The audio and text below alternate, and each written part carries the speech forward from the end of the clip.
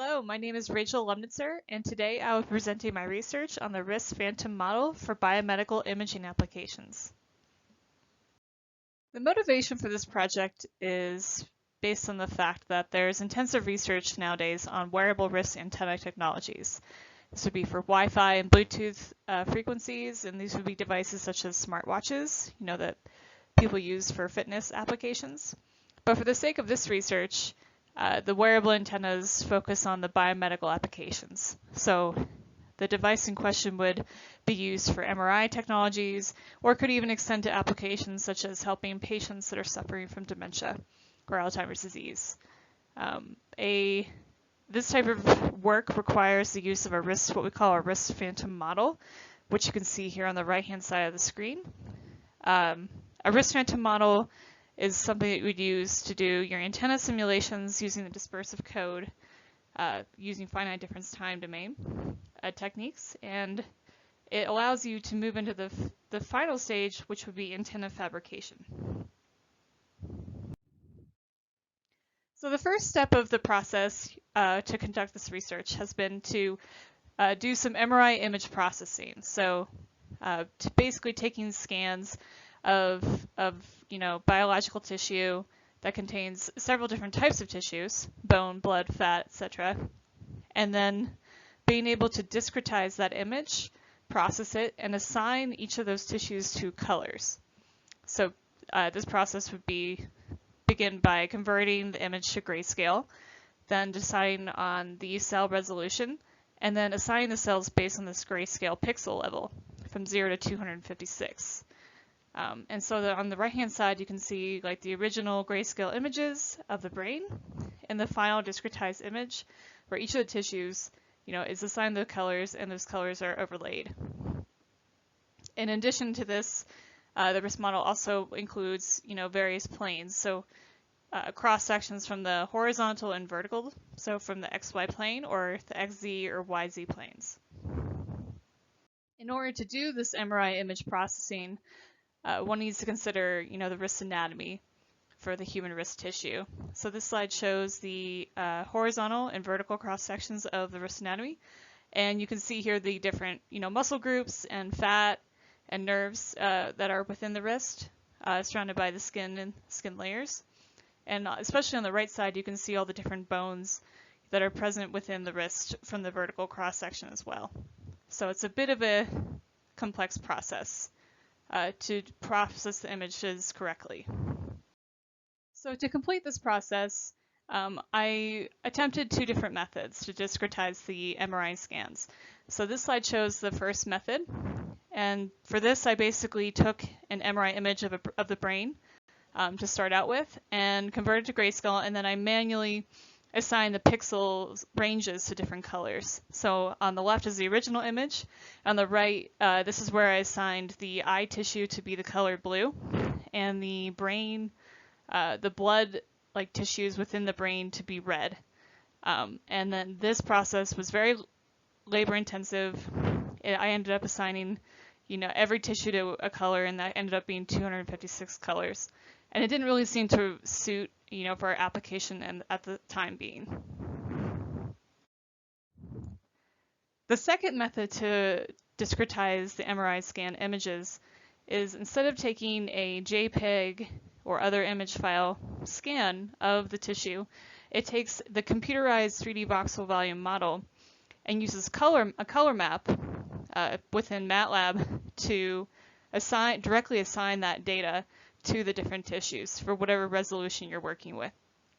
So this shows the wrist tissue for a horizontal cross section. You can see all the different types of tissues, skin, muscle, fat, blood, and bone are properly assigned to their colors and have the proper resolution that you're expecting. For this method, for the wrist model, this slide shows basically the entire data set and how, a little more information about that data. So on the right hand side, this is the entire data set for a male human model set of data. And for our purposes, just the wrist tissue cross section is considered, as shown in the red box.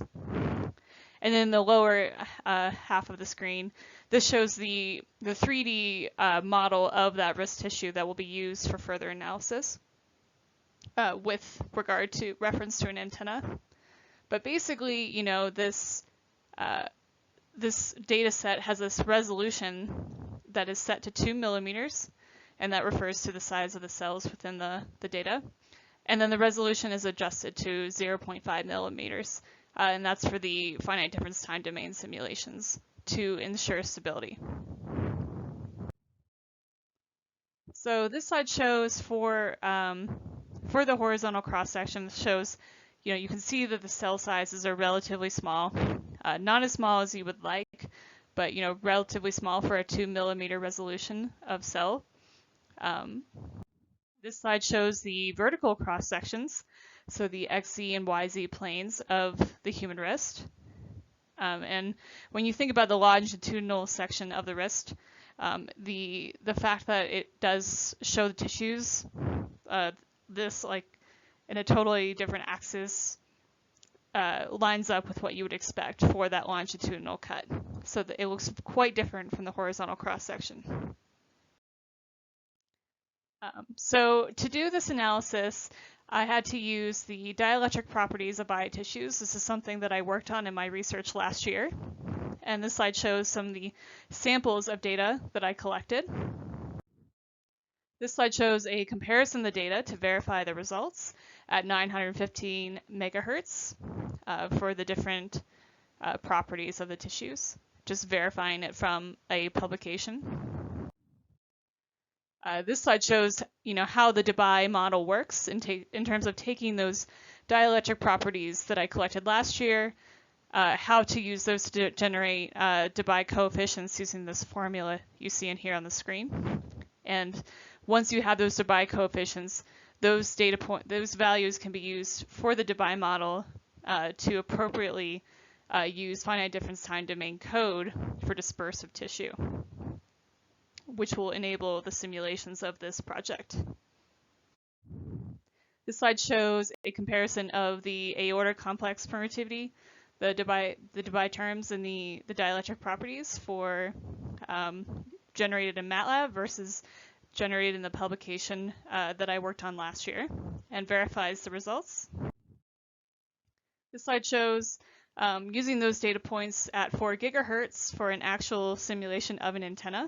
So in the right-hand corner, you can see all the different tissues of the human wrist as they would be aligned and line up with the images shown earlier, and how those would be used, that data would be used for further analysis based on those Debye parameters.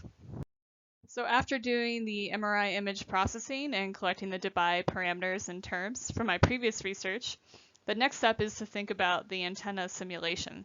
So this slide shows an antenna designed with CEMS, the software that we use quite a lot. So the left-hand side shows the front and the back views of this antenna that would be printed on fabric around at the wrist. And on the right side, this shows the reflection coefficient, what we call the S11 parameter for that antenna using the simulation. It shows very good signal strength at 2.4 gigahertz and 5.8. And this is very important because those frequencies are used primarily for wireless communication. This shows repeating the same simulation but using CST, and it shows similar results to the previous slide. This shows modifying the antenna from CST to simulate results with the antenna laying on the human wrist, and shows some of the data that was used for the setup for this simulation. This slide shows a comparison of what the models actually looked like in CST for just using the basic antenna, whereas on the left, whereas on the right, it's the antenna simulated with the tissues of the wrist. And this slide compares the results. So for the original antenna design in CEMS, this is shown on the left for free space and with the wrist model. And on the right, this shows the same simulation but done in CST. And the results are not exactly the same, but they do show, they do pretty much align with each other. and show pretty good results at those frequencies of the 2.4 and the 5.8 gigahertz.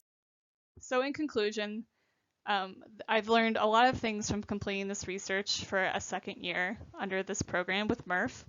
Basically that, the dielectric properties and Debye coefficients from my research last year definitely proved useful because I could use them to further my research and move forward with this application and move into the later stages of this research. I also learned that the MRI image processing is a very critical step because if those images are not properly discretized and assigned to the colors appropriately, they cannot be used properly with the dispersive finite difference time domain code to do the simulations. So it's a very critical step. I also learned, that antenna simulations with CEMS and CST, both very useful simulation softwares to use. And the results of this design for the antenna show very good agreement at those target frequencies. And those simulations will support future work that I will be working on with my research group to optimize the antenna fabrication and move, just one stage further with this biomedical imaging application with the human wrist. So thank you very much. If you have any questions, please let me know. And thank you for watching.